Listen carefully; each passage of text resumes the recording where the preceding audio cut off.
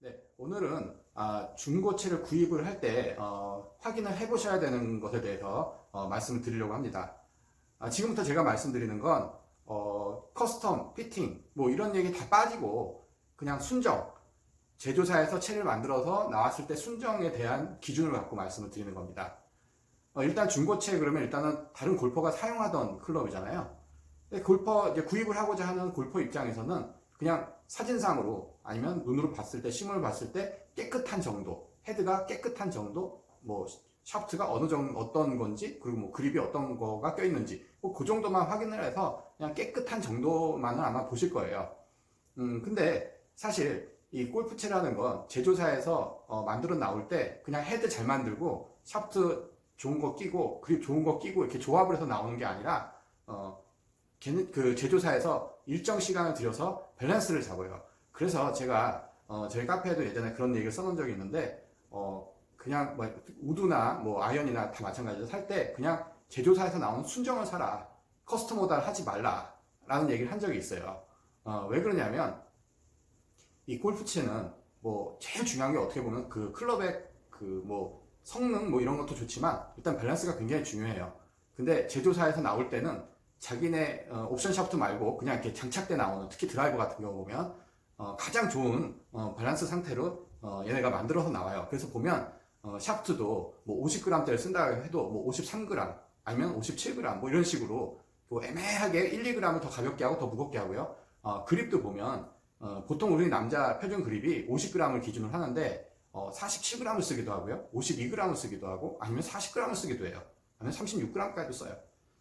자, 그 메이커들이 그냥 나오는, 그 제조사들이 그냥 흔히 나오는 50g대 그냥 끼면 되는데 왜 굳이 그 작은 무게 1, 2g을 줄이기 위해서 새로 금형을 만들고 따로 오다를 해서 거기다 끼겠습니까?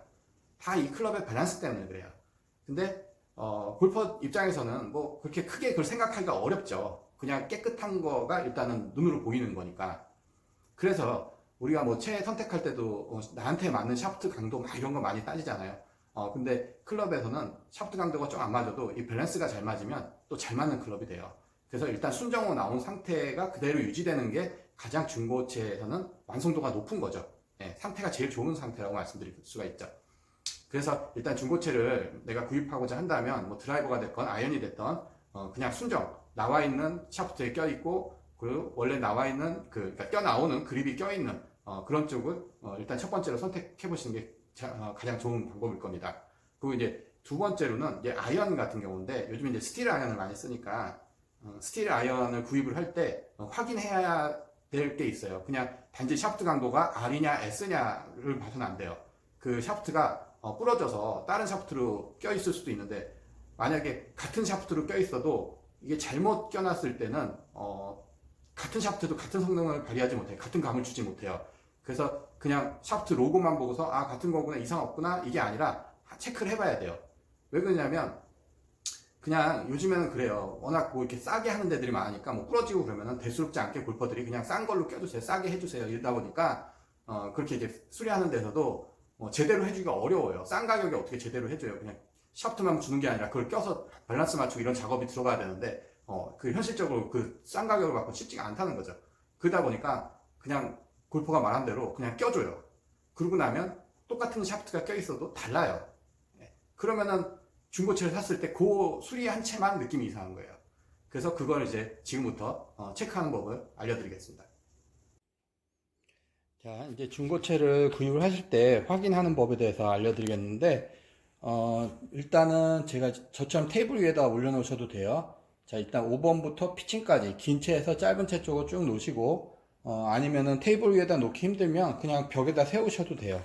그래서 쭉 보면 이 스틸 샤프트는요, 여기 지금 뭐 번쩍번쩍하죠? 여기 보면은 여기 마디가 있어요. 이렇게 보면 볼록볼록하고 여기 마디들이 있죠?